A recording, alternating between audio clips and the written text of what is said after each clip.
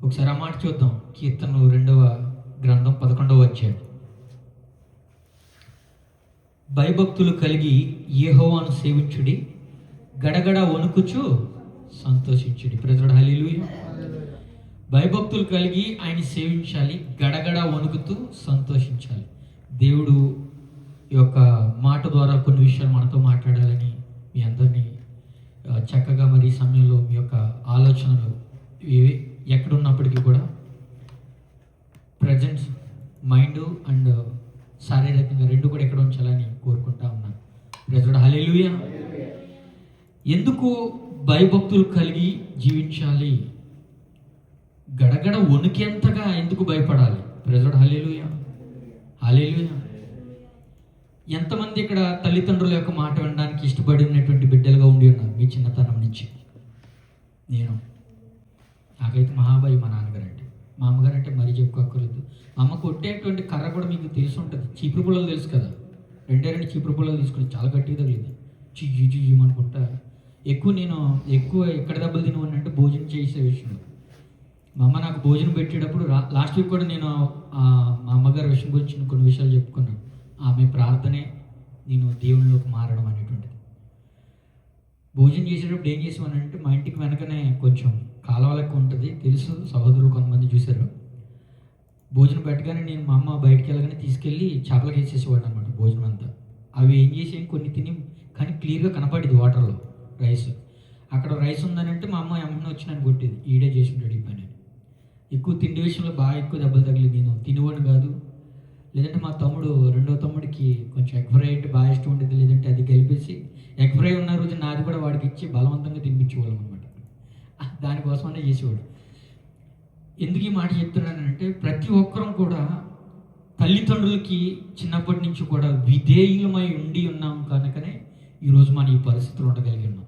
ప్రజలు హల్లెలూయా. హల్లెలూయా. ఆ యొక్క భయము మనల్ని ఏం చేసిందనంటే మన జీవితాల్ని మార్చగలిగింది. చాలామంది ఈరోజు యవనస్తులు మనలాంటి పరిస్థితుల్లో సంఘంలో కూర్చోకుండా లోకానుసారమైనటువంటి విషయాల్లో వారి యొక్క సంతోషాన్ని వెతుక్కోగలుగుతున్నారు అని అంటే సరైనటువంటి గైడెన్స్ పేరెంట్స్ దగ్గర నుంచి లేకపోవడం. ప్రజలు హల్లెలూయా. వాక్యం సెలవిస్తుందని అంటే హెబ్రీలకు రాసినటువంటి పత్రిక 12వ అధ్యాయం 9వ వచనం ఒకసారి చూద్దాం. కొన్ని రిఫరెన్స్లు నేను ఎక్కువ తీసుకురావడం జరిగింది. ఎందుకు అనేటువంటిది కూడా నేను మీకు వివరిస్తాను తర్వాత. దయచేసి మీరందరూ కూడా కొంచెం ఫోకస్ పెట్టి ఆ విషయాలు చదవాలి. 12వ అధ్యాయం 9వ వచనం.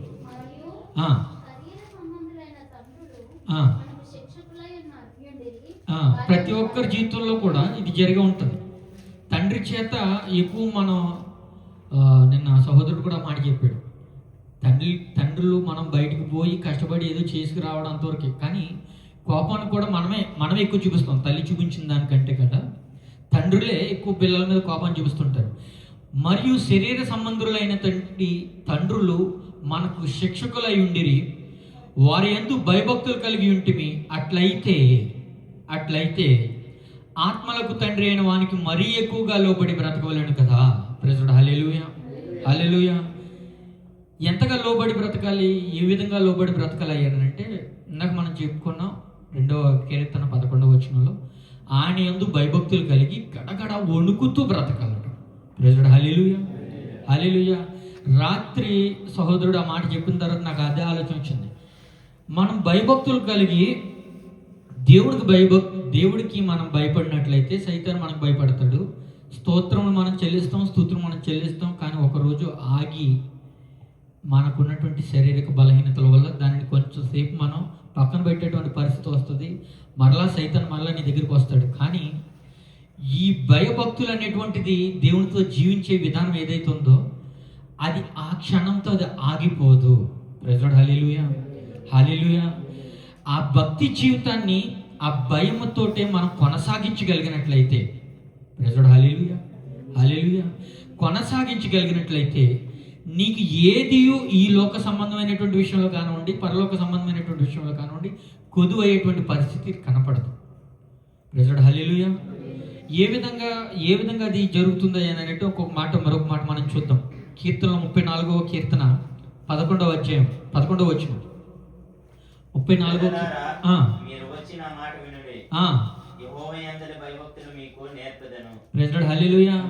పిల్లలారా, మీరు వచ్చి ఈ మాటలు వినుడి. ఆయన యొక్క స్వరమును మాటను మనం వినగలిగినప్పుడు ఏ విధమైనటువంటి భయభక్తులు కలిగి మనం జీవించాలో మనకు ఆయన నేర్పిస్తాడు. ప్రైజ్ లార్డ్, హల్లెలూయా, హల్లెలూయా. అదే మాట మరొక మాట రాయబడి ఉంది.